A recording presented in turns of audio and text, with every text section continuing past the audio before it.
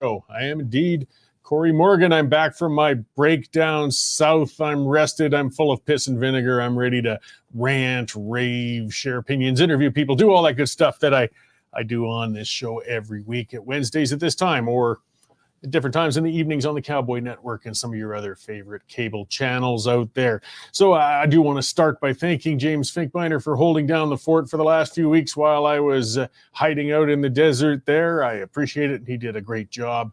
And of course, Nico was supporting him well there as well. So a packed show today as always. I've got Dan Mctigue coming on from Canadians for Affordable Energy. We're going to talk about energy. There's lots to talk about all the time. Again, I mean, Alberta's energy rich, yet we seem to have energy shortages. Alberta's energy rich, yet I paid far less for my fuel while I was driving through the States, even after exchange was put into account, than I pay in Alberta. Let's talk about some of these things because I don't think we're doing a real good job with energy up here. Of course, I'll have my news check-ins and other things going as well. So I see some of the commenters there. Tom Hamilton already in there saying we're going to talk about the recall process. And he's saying it was written by politicians for politicians to give the appearance of, accountability. And he's right. And I agree. And I'm going to talk about that a little more in just a moment here. And E Sharp there throwing a comment in. So for those following the show live, yes, throw those comments in there, questions. I see them all. I won't necessarily read them all out, but I appreciate them. Just keep things civil. So let's talk about recall, because it's come up in the news in Alberta, quite a bit in Calgary, due to a new petition to recall Mayor Gondek. And I've always been a strong supporter of direct democracy through citizens-initiated referenda and accountability through citizen-led recall initiatives. And Calgary Mayor Jyoti Gondek is the worst mayor in living memory. She's only halfway through her first term in office, and she's that bad. She's a prime candidate for recall.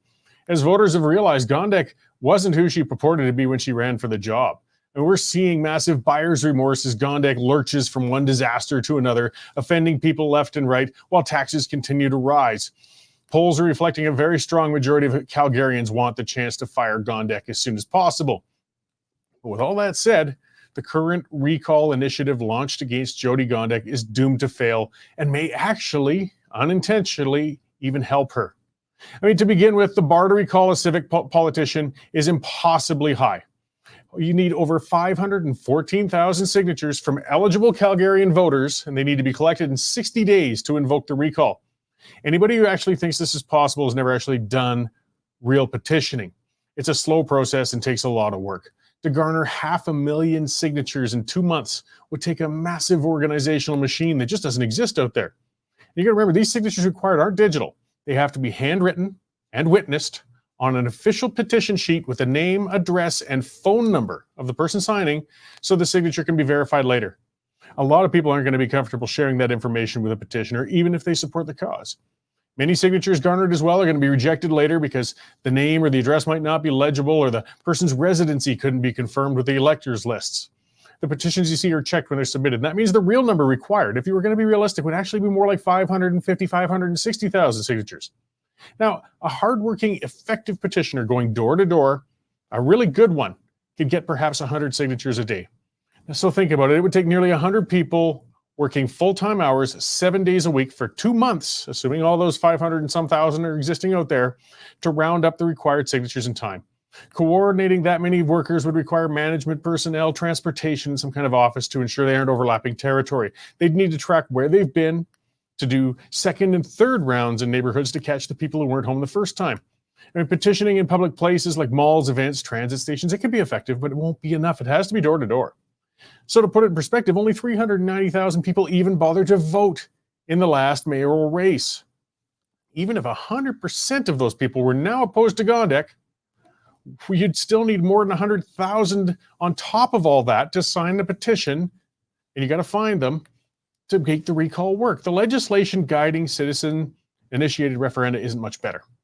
The creation of the Recall Act was the final straw, actually, for me when it came to supporting former Premier Jason Kenney. I used to be a strong supporter of his, but that was a cynical nod to those who voted for him based on his campaign of accountability and citizen empowerment. Kenney promised recall and referendum legislation to Albertans, and he purposely crafted the legislation to make it useless and impossible to invoke, as we're seeing today. He misled people when he promised that legislation. He had no interest in letting citizens hold their elected officials to account. But he didn't hesitate to promise that to win the votes in the first place. I despise that kind of bait and switch type of politics. Either support citizens referenda or don't. But to give this garbage legislation to us was a slap in the face to the supporters. So the people behind the petition to recall Gondek, I mean, they're well-meaning, that fellow who's gotten that going. And I don't doubt I agree with him on almost everything, probably. But the efforts would be better spent putting pressure on UCP MLAs to fix the broken recall legislation. They're the only ones who can do it. Once that's done, then they can get to work on a recall. Otherwise, they're pissing in the wind, guys. You're wasting time and energy. Further, when the petition fails, and it will, Gondek and her few supporters are going to claim it's because Calgarians actually support her. It'll be actually a public relations win for the mayor, who really hasn't earned a win in her entire time in office. Also, those who signed or worked on gathering the signatures for the petition, they're going to have built up cynicism and apathy, and it's going to entrench it more. They're going to be tired. They're going to feel like it was a wasted effort. And they're going to be less inclined to participate in democratic exercises in the future, even if the legislation gets fixed. Look, I hate crapping on good grassroots efforts made by citizens. We need to see more of it, and I admire the gumption among those who have gotten the petition to recall Gondek going. I got to call it as I see it, however, and it's an initiative that won't lead to a productive outcome. I hope the folks involved redirect their efforts to helping Albertans get the legislation they need. Then they can, and I can, get fully behind those recall efforts against those politicians that have earned those efforts. Until then, though, they're just wasting good shoe leather going out there getting signatures for something that's just not going to change. So either way, sorry to poop on the parade, guys, but it's just not going to go anywhere. All right, let's see what else is going on out there and check in with Mr. Naylor in the newsroom. Hey, Dave, how's it going? Hey, Cory, good. Welcome back. Oh, thanks. You know what? That young Finkbeiner guy, he did a pretty good job. I think we had a young star in the making there. Yeah, I think so. No, I was watching it from down south. I can only vacation so much. I still got to see what's going on up here. No, James did great. Yeah, absolutely. I am a bit perturbed that you abandoned Duke the Wonder Dog and you didn't take him on holiday with you. I did. I mean, we were in a fifth wheel for 25 days. It's a wonder that Jane didn't strangle me over the course of that time with that much proximity to each other and a big lazy bulldog. If we had that screwy 130-pound Duke in there, it would have been disastrous, I'm afraid. Oh, man. I don't know if he'll ever forgive you. He seems to have gotten over it. I gave him some cookies when I got home, and he forgot about everything. Oh, yeah, you're the best now. So, you know what? We've had a really busy morning out here in the newsroom, Cory. We got probably about 15 news stories up already. Right now, we're leading off with reaction on Conservative leader Pierre Poilievre has finally commented on the transgender policy that Alberta is bringing in, and he says he is also against giving puberty blockers to children. He says they should wait until they're adults. We got some more facts and figures from StatsCan on just the massive number of people moving to Alberta, mainly from Ontario and BC to escape their tax regimes. 45,000 people have moved to Alberta recently, so the province is booming. Lots of other stuff, Cory. We've got Conservatives trying to fight back against a government increase of $450 a month for Canadian military members. And you know what, Cory? They don't get paid a lot to begin with. $450 a month rent increase is a horrible thing to put them through. We got our columnist Jaime Rubenstein talking about the ousted BC cabinet minister who was forced to quit this week. And we got a Liberal MP, the Justice Minister, a federal Justice Minister, apologized for calling Pierre Poilievre a very, very bad word in the House of Commons. So we've got that you can check out. And we got my two favorite stories of the day are already being punched down the list a bit because of all the other stuff. All those killer whales trapped in the ice in Japan. There was about 12 or 13 of them. Some heartbreaking footage yesterday of them all trying to squeeze in this little maybe 10-foot square hole in the ice. But it turns out they've managed to escape and now appear to be swimming free. And the Criminal Genius of the Year award goes to an alleged Calgary drug dealer who was handing out his business cards with free little baggies of cocaine attached, free samples of cocaine for whoever wanted it. Needless to say, it didn't take Calgary police long to investigate and find him with a whole bunch of drugs, and he now got a laundry list of charges. So criminal minds at their best there, Cory. Yeah, who'd have seen that coming? Well, I mean, points for ambition, I guess. I guess, everybody's got to start somewhere. Yeah. So, handing out, at least better. He was doing it at a casino, downtown casino. So I guess better a casino than a school. Yes, and just, I guess, a fun little bit of news. It looks like our Jonathan Bradley might be moving along somewhere else. Yes, Jonathan Bradley, our crack young reporter, is being promoted to our legislature bureau. So he's all excited about that, and he'll be up there for the start of the session on February 28th, holding the government's feet to the fire. So he's looking forward to it, and I'm looking forward to it, and he's going to do a great job. Excellent. I'm sure he will. All right. Thanks, Dave. I'll talk to you after the show. Thanks, Cory.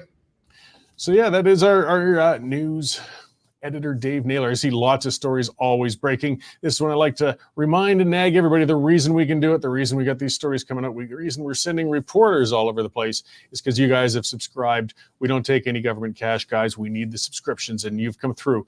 If you subscribed already, thank you very much. If you haven't, come on, guys, get on there. westernstandard.news/subscription. It's $10 a month, $100 for a year. Just like an old newspaper subscription, will get you past the paywall and allows us to keep producing these shows and writing those stories that we know the legacy media isn't going to give them to you. And yes, it's going to be good to have feet on the ground in Edmonton at the legislature. We've got an office actually in there. We are, an accredited outlet. Arthur Green used to be up there, but he got snatched away.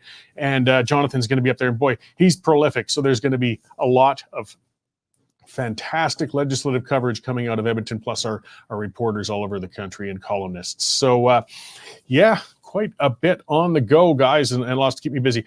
So, just to get back a bit to that recall again, the fella, and I want to give him credit. He's been out there. He's been talking to the news. His name's Landon Johnston, and he sounds very genuine. He's upset with Gondek, as pretty much most Calgarians are, and he's making his effort, and hey, you know what? If he proves me wrong and gets hundreds of thousands of signatures and even manages to, come close to invoking the referendum, I'll eat the words. But, there's things we could be doing if you want to change things in the meantime. I mean, that legislation needs to be fixed. I think email, phone, nag your MLA and Premier Smith. She's got a lot on her plate, but just get her to get out there and fix that legislation, because there are formulas that are reasonable for recall, because you want a balance. You don't want it too easy. That's fair. You don't want the second election is finished, somebody starting a recall initiative and constantly going after whoever won. You don't want it to be constantly on the go. You want it to be in exceptional circumstances when a leader is exceptionally bad, a politician is exceptionally bad. And rest assured, as we see from that headline there too, with Jody Gondek, she is outstandingly terrible.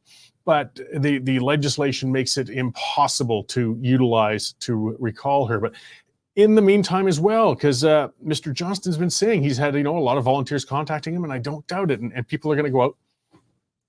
Should be what you want to do, what you could do then if you've got those volunteers, get out there and do voter ID.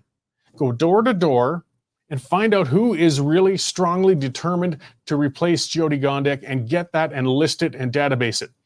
You see, the recall petition, you can't use that for anything else. You can't take those names and numbers. And that's what Gondek's already implying. She's implying that the data is going to be shared, because that'll make people scared to sign as well, scared to commit their name to this initiative and things like that.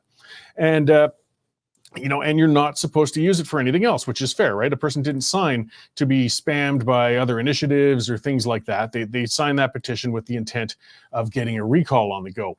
But you can go, nothing is stopping you from going door to door and doing voter ID. As Daryl, one of the commenters, saying, voter turnout's barely breaking 30 to 50% of eligible voters. Yes, so it's unreasonable. Not only that, though, it shows how important voter ID is. So if you've gone out and you've gotten thousands and thousands of names of identified anti-Gondek voters, you could share that list with a future person who's running against Gondek in the next election. It's less than 2 years away now anyway.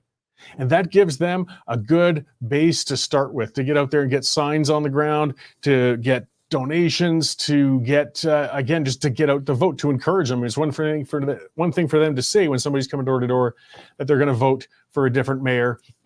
It's another for them to actually get around to doing it. So that's where, again, these efforts could be much better directed.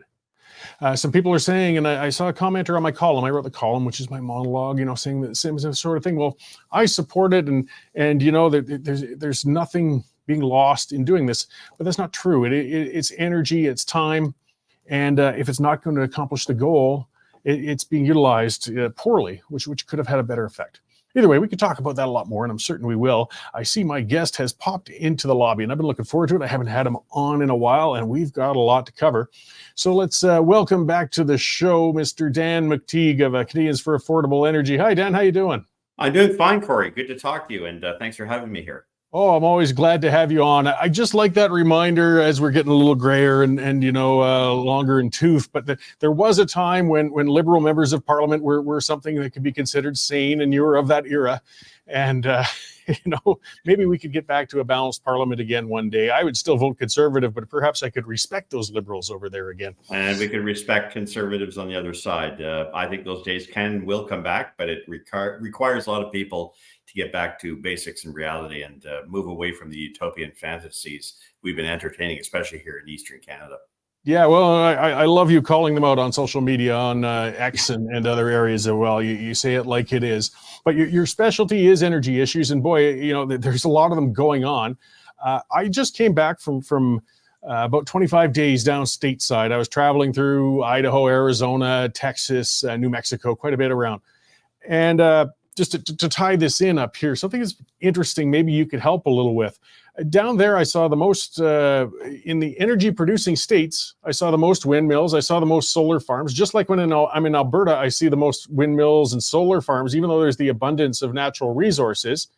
Yet both Texas and Alberta have been stricken by energy shortages when push comes to shove. How is it that these jurisdictions are the ones that seem to be the most vulnerable when it comes to needed electricity and power when they should be the least?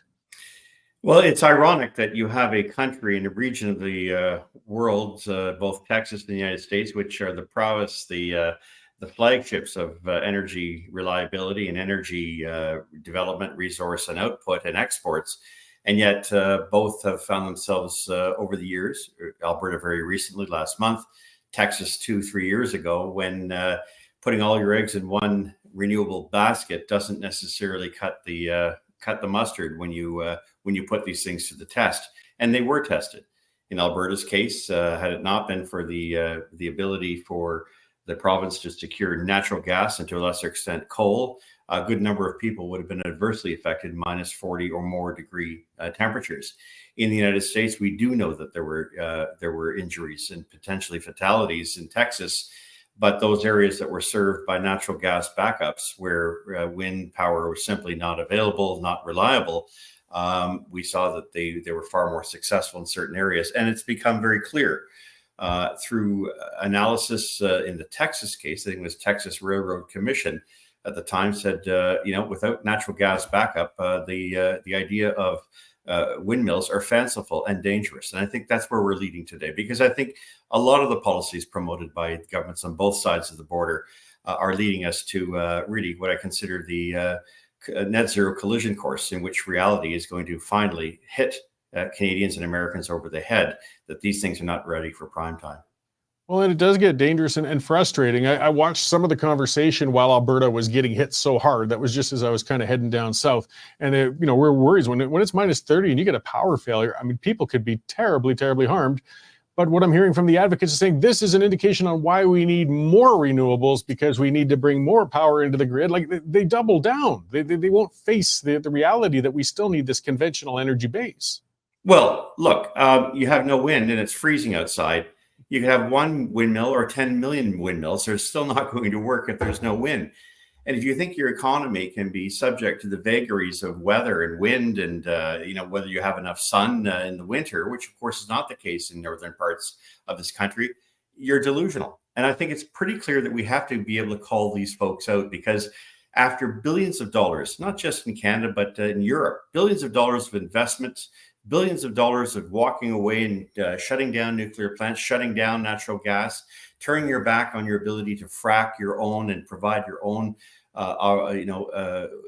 energy. You have to really ask the question, Now that these things have failed, now that Germany is opening up coal plants, now that Britain is going back to opening up the North Sea for natural gas, now that Italy is going to Libya's doorstep and asking for more oil, if this has been an abject failure, and it's very clear that they are walking away from net zero in Europe as we speak, you only have to look at another dimension of the protests. That's what farmers are doing in most of the European nations across a significant swath.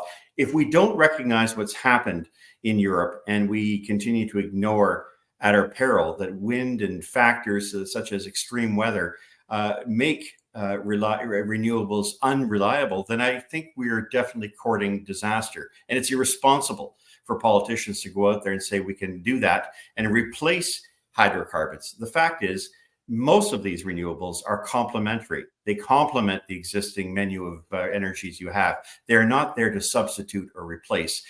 Nothing short of that will, I think, convince people that the law of thermodynamics, and as you said before, physics must apply here. And it's the great corrector in all this, Cory. We need to see our legislators and those who are making decisions on behalf of the country to get with the program and realize these mandates, EV mandates, clean energy regulations, carbon taxes, what's the other one? The EV availability standard. All of these things are, wonderful utopic ideas, but when subject to reality, the harsh reality of the climate in which we live in, they're not ready, and they're fundamentally dangerous to our existence in a very cold and very prohibitive country. Yeah, well, we've got an ideologically driven government. I mean, they just won't seem to face reality. And when it comes to some of the things in trying to force people to convert away from conventional energy sources, I see on Blacklock's Reporter today, and they're fantastic. Of course, they broke with we saw the carbon tax exemption that the Liberals carved out for the Maritimes because they realized they were dropping in support over there. But they said, this is because we're going to switch everybody to heat pumps, though. We just need to move them over. And they brought in this incentive of a grant of up to $15,000 to move to a heat pump. But the numbers came out, and this has been almost a year since they brought in those grants. There have been 80 oil furnaces replaced. 80. I mean, it's absurd, but they won't back off. No, they won't back off because it is not something they really care about, because no one's holding their feet to the fire as far as finances and scrutiny. And you're looking at, Cape Breton, buried in 100 centimeters of snow. Many of those heat pumps do not work in that kind of circumstance. I'm not going to dump on people with heat pumps, especially if they're, they got them for a reason because they thought it was free or the government's out there. But it's irresponsible, to say the least, to assume that you can put those heat pumps in and have a great life. The reality is that, don't take my word for it, no insurance company in this country is going to give you coverage if you only have a heat pump as a means of keeping your home warm. You have to have an alternative source. Rather than worrying about the alternative, rather than trying to be cute and trendy, maybe we stick with what works, continue to improve that. We've done so in the case of heating. We've done so in the case of automotive efficiencies. I mean, the internal combustion engine mated with a hybrid, mated with taking away real pollution, as we did 50 years ago with the use of catalysts on vehicles, catalytic converters. These are technologies that are game changers, but they will continue to allow us to recognize that fossil fuels are going to be here for a very long time, well past our existence for all of us who are here today and born as of this day forward. Oh, yeah. I mean, the Hyundai I drive today, I mean, the mileage it gets compared to the old Cutlass I used to drive around at the end of the 80s. I mean, you can't even compare the two of them anymore, but it still needs gasoline. I'm not getting around that. It's the most efficient means for me. Kind of bringing things back to a little more. I mean, something you've been helpful with too, and a lot of you did in the past, though, in the short game. I mean, we've had very volatile energy prices in Calgary for whatever reason. I guess just last night, gasoline prices went up 12 cents a liter. It pays for people to shop around, though, and watch for these things. I mean, if you saw that coming, perhaps you could have filled the car up yesterday before this hit. What are the reasons for these spikes going on? Well, look, I tweeted that on Friday. I said, folks, get ready. It's going to go up 10 cents a liter plus, more or less, because I can't determine how much a gas retailer is going to charge as far as their margin is concerned. But I warned people. I also put it up on gaswizard.ca, the site I operate. And no takers. None of the mainstream media took interest in it until it actually happened, at which point I got, one, and you're the second media that's actually called me on it. I suspect that they probably don't want to hear the fact is that we're paying a lot more than we ought to because the federal government has destroyed in many respects, scuppered the value of the Canadian dollar. That's adding 20 cents to a liter of gasoline. Of course, the carbon tax at 14.31 cents a liter. So between the two of them, that's an extra 35 cents a liter. I don't think a lot of people would be complaining if we're paying $1 a liter, but the reason is simple. One of the refineries, the biggest one in the U.S. Midwest, the BP Whitting plant in Indiana, went down with a power failure. There's a irony. They didn't have backup. So they relied on the grid. Electricity went down, it caused some damage, and that caused a short temporary supply problem, if you will. On the gasoline side, we're still going to see another 2-cent wholesale price increase come tomorrow. Diesel, we're still not out of the woods yet. That jumped 5 cents a liter, which you'll see at most gas stations, eventually passed on, whether you're in Manitoba, Saskatchewan, Alberta, or BC's interior. Well, there you go. So, I mean, there's that good sense, just to let all you viewers and listeners remember, you see, Dan told you so. So keep an eye on him. I mean, you can't predict everything. You can't stop everything. But sometimes you can see that coming down the pipe, and maybe you can kind of stock up a little and save a few bucks, because budgets are tight right now for most people. I mean, these are not the best of times. And that was something frustrating when I crossed the border into the States as well. I mean, I was driving through Arizona that, has next to nothing for oil and gas resources. Yet even with the bad Canadian dollar, when I would do the conversion, I was still paying a good 20 to 30 cents a liter less for fuel there than I do in Alberta, when I can see an oil pump every time I look to the left or the right. Yeah, look, a couple of things to keep in mind, and that's the big one. Because as a country, we've accepted the blocking of pipelines as policies and frustrating our resources from getting to the market. No one wants to buy a Canadian dollar. There's nothing to trade with. We're not an interesting company. Else, of course, we're talking about housing. And we know that there's a lot of questions now emerging as to how the housing bubble occurred. But beyond that, the real danger in Canada is the fact that we don't have a lot of interest in what we have, and therefore our currency takes a beating. 135 pennies to buy a US dollar. Cory, I don't want to just talk about gasoline. Let's talk about every commodity that we use in this country is priced in US dollars, whether it's made here or not. So when people go around scratching their head saying, food prices are up, or the cost of housing and materials up, well, there's a good reason for that. It's because by blocking pipelines and making Canada an uninteresting place to invest, in particular, you have a weak Canadian dollar. Then, of course, you have a carbon tax on top of that.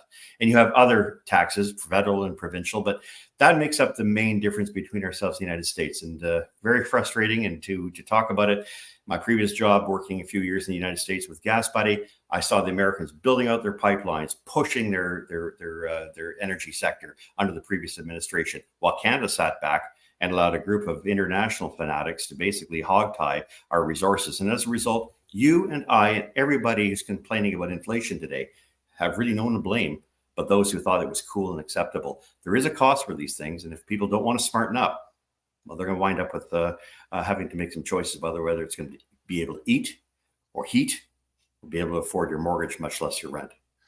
Well, and I mean, it's going to feel like forever, but eventually, somehow, Justin Trudeau and his henchman Guilbeault will be replaced. Either it'll be a new liberal leader in power, or a new government with a new party in power. What will that new administration have to do to try and shore up this trend of just high expenses, even though we're a high resource producer? Well, we have to stop spending in certain areas. I mean, gifting and grifting all of these climate organizations that get 30, 50 million bucks. The Climate Institute, the Canadian Climate Institute, 30 million, got 20 million a few years ago. They don't raise a lot of money. Their work is to advocate their stuff, which is basically go around to governments, tell them how to give them more money, print more money, and give us more money so that we can go and advocate even more damage to the Canadian economy without an iota of change to the so-called climate. We have to look at the reality that net zero and all of its outshoots, its policies, is likely to lead to significant deterioration in our economic outlook. If we don't address that, and I'm not talking about delaying EV mandates and delaying carbon taxes and delaying the clean fuel standard and delaying a cap on only oil and gas, which we know is discriminatory, and a cap on production. We need to look at net zero, line it up on the 30-yard line, and punt it right through the end zone. Because if we don't do it, then Canadians are going to have to make a decision about the quality of life that they want. If anybody believes for a moment that we can do without oil and gas physically and hydrocarbons, Good luck with that. There isn't a single thing that we use or consume that doesn't have a component of that within it. And if we think we can do without 20 to 30 billion bucks in revenues for the federal, provincial, and municipal governments, yes, the municipal governments cash in on that as well, you're dreaming Technicolor. And the last thing people like that should be is in politics. They shouldn't be in the House of Commons. We need reality back into politics. And I'm hoping that at least one leader seems to be showing promise in that area. I still have to prod him, but I think Pierre Poilievre will make an excellent prime minister. But I can tell you, to undo the damage that's been done by the coterie of fanatics who've been in there for a long time, won't happen overnight. No, it is going to take some time. Well, all we can do is keep pushing and studying and trying to inform people and hope we can turn that tide. And that's what you've been doing a lot of. So before I let you go, where can people find what you've been doing, Dan, and what you put out there? Yeah, the work that I'm doing can always be found at affordableenergy.ca. That's really the best place to sign up if you can, and I appreciate you asking that. As for gas price predictions, Gas Price Wizard. And of course, if you have some opinions, I don't mind sharing them with you on X, and we may agree or disagree, as long as, of course, you're prepared to tell me who you are and you're not a troll. But I'll give you the benefit of the doubt. But for those out there who want to get in a bit of a battle, no problem. I'll do it up to a point. Excellent. Well, I appreciate the work you do, Dan, and I appreciate you coming on to talk to us again. Keep up the good work, and I hope we get to talk again soon. My pleasure. Looking forward to that, Cory. Take care. All right, thanks, Dan. So it is Dan Mctigue of Canadians for Affordable Energy, and I said he's a great resource online, and he likes to debate. He's fun on X. It's not necessarily big, deep policy discussions on there, but you can interact and cover some ground. I mean, it's not necessarily a waste when you're on there. So something we talked about, and it's a column I'm going to have coming out a little later in this week. I talked about, observational things I see, stuff I saw when I was traveling. And when Dan was sort of touched on it, he talked about how the Americans have, developed their oil. They've expanded it. While we're in Canada, we're kicking ourselves in the knackers collectively and shutting in our resources, which costs us on every level. It costs on resources for governments at every level, and it costs economically. And the number I looked up just to double check. So when you look at and there's a lot of things that contribute to that, but a real measure of a national wealth is the GDP per capita, gross domestic product per capita. How much product, how much activity, what is happening economically per person in that country. And in the United States, the GDP per capita is over $70,000 American. It doesn't mean the average income is that. It just means that much, economic generation. In Canada, that number is $52,000 per person American. Way lower, considerably lower. Meanwhile, you can buy a big, fine house in an economic powerhouse city like Houston for $200,000 or $300,000. In Canada, in any major city, you can't get anything under $600,000, or if you're going to be in Toronto or Vancouver, you're looking over $1 million. So you're getting less money with more expensive consumer products. Likewise with the fuel, right? We're paying more for the fuel, but we have less in our pockets to do so. The difference is just so stark, and it's a difference in attitude. It's a difference in culture. And what I wrote about was what I saw. I mean, I put on 4,000 miles. I can still use miles with Jane while we traveled in the fifth wheel. I like driving. I do my long road trips. It's my old oil field past. I don't mind doing it. And I did a lot of American work in the past. And we went all the way down through northern Idaho and then Utah and Arizona, New Mexico, Texas, all the way back up through Colorado. We covered 10 states in the last few weeks. And we were mostly on interstate highways. The interstate system, I just see it as a symbol of efficient, can-do capitalism on the part, even though it's, you see, we're talking capitalism, we're talking government-built infrastructure, but it's government-built infrastructure to facilitate the trade of goods and services and the movement of private individual people. So Eisenhower had a lot of foresight. I'll give him that. Post-World War II, they had a lot of soldiers. They needed something to do. They built that system throughout the United States, and it's amazing. I mean, you've got divided highway where you can go as fast as 85 miles an hour in some areas. I couldn't with the fifth wheel, but I mean, if you had a car, you could. It's the rest stops You know, again, you drive to Alberta, you go to a rest stop, it's a garbage can on the side of the highway where 4 people can park. I went to a rest stop in New Mexico, and it was a tourist destination almost with modern sculptures, heated washrooms, spotless, lots of parking, a dog park, you name it. And it's typical because they want to encourage people to travel. They want to encourage and make it easy and cost effective to move around that country. So those interstates crisscross the country all over the place. You don't hit stoplights. I came in from the south on I-15, finally, back into Alberta at Coots. And the difference was just stark. I'm still on a divided highway, but then I go into Lethbridge and I got a bunch of traffic lights and I'm going 50 kilometers an hour and the truckers are all backed up. There's no truck stops, no gas stations. It's garbage. And it's like that everywhere. But that's because we don't value commerce. We don't look at that. We don't look at that long term as to why we should be developing our country. A lot of goods and services, anyways, are transported. Truckers actually travel on the interstate south of the border to get across the continent. You know, it could be a Canadian delivery, could hit Vancouver, go south, drive through the States, and then come back up and deliver in Toronto because it's not worth driving that crappy Trans-Canada highway. And it is crappy, guys, when you compare it to an American interstate. There's some nice stretches of the highway, but you still get stuck in Regina, driving through a business district and slowing down and stopping. It doesn't have those rest stops. It doesn't have the truck stops. I mean, there was a truck stop we hit in Wyoming that it was like a resort. It had leather chairs with a fireplace where you could sit and drink your coffee. And there were like 5 different businesses serving food and coffee in this stop. The Americans just have a much better attitude with these things. In Canada, we seem to love mediocrity. Oh, we wouldn't want to do that. We wouldn't want to divide it. Then more people would drive. Yes. You know what they would drive besides their vehicles? They would drive the economy. And you would get tourists, more tourists, because people don't want to endure the slow stop and start expensive travel that we have right now. But if it was nice and smooth like that, yeah, they'd be more inclined to do it. More truckers would be inclined to stay up here. The goods and services would move faster. They would burn less fuel. Your costs of those goods and services would go down. But we can't do that here. That's not the Canadian way. We spend our money instead on, social justice initiatives and giving money to other countries and things like that. LC saying no more foreigners. That's getting a little too broad. I understand. So we do have another issue that's going on in Canada. It's a big one and not enough people are talking about, but some are starting. We are bringing in way too many immigrants. Now, going to zero, that's just stupid. If you want to castrate the economy and really harm Canada, drop immigration to zero. That's not reasonable. It's not smart, and it's not a good idea. But we also don't want to be bringing in over 1 million people a year the way we are as it is.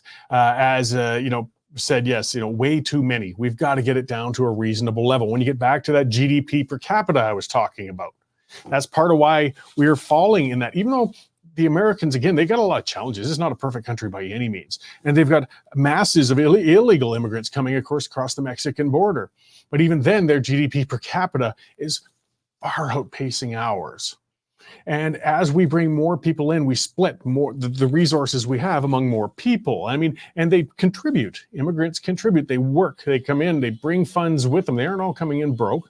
They bring in education. They bring in skilled labor. It's good for the country, but you can only bring them in at a speed with which you can absorb and integrate properly. And we're not doing that. We've gone beyond that. We don't have enough healthcare access right now. We don't have enough housing, of course, right now. And finally, some people are just facing that reality to start talking about at least tapping the brakes. We're not talking about ending immigration or coming down on those who are coming here. Hey, good for them. I appreciate it. They're coming here to work and they're doing us a lot of good, but we've got to get the numbers into reality. And reality just doesn't seem to be a priority of this government. It just has not been. And that's what Dan was talking about. And it's going to take, even if we change the government, and even if Poilievre turns out to be as good as we all hope he is, it's going to take him some time to undo the terrible damage that years of this ideologically driven government have done. And Poilievre, speaking of watching him battling with the media, again today they were screaming at him and getting on his case because, he was being a bit belligerent and answering their questions with questions because, of course, they're always trying to play gotcha with him. The legacy media outlets are activist media outlets because they're all beholden on government dollars. Trudeau bought the media. Let's just face it.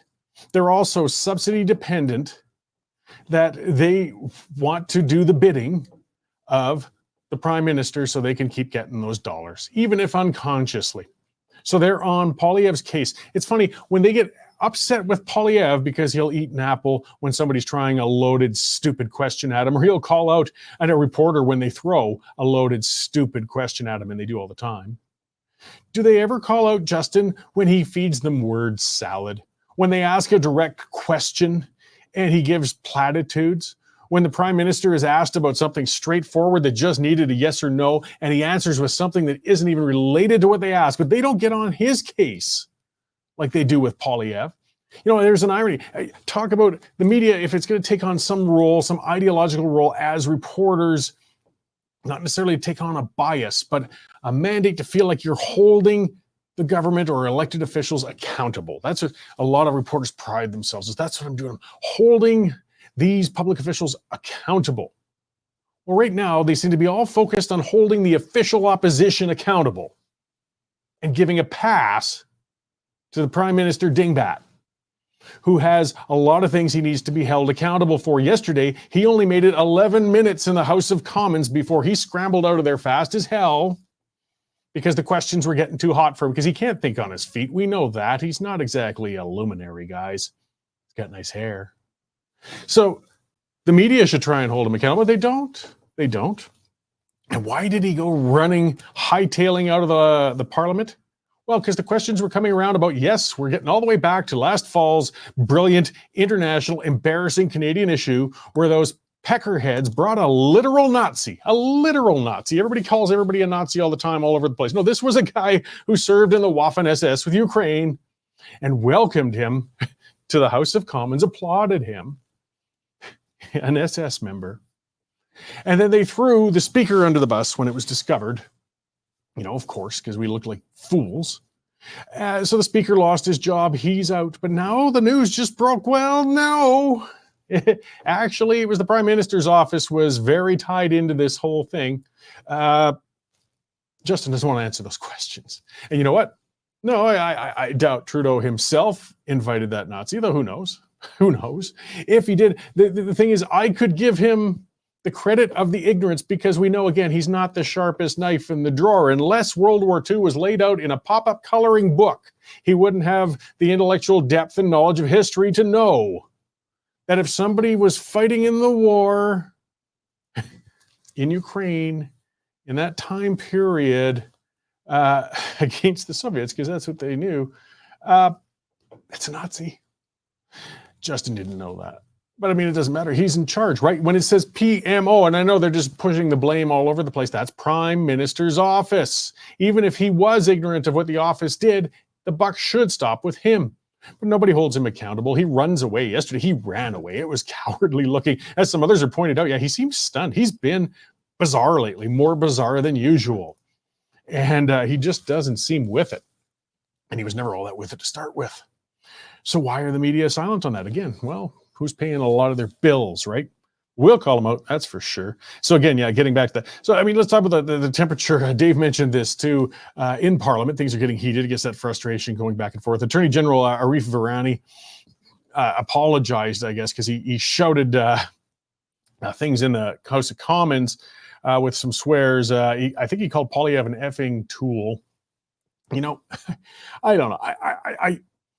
It's parliamentarian. It's not dignified. It's not a good example of presenting yourself in a legislature or House of Commons.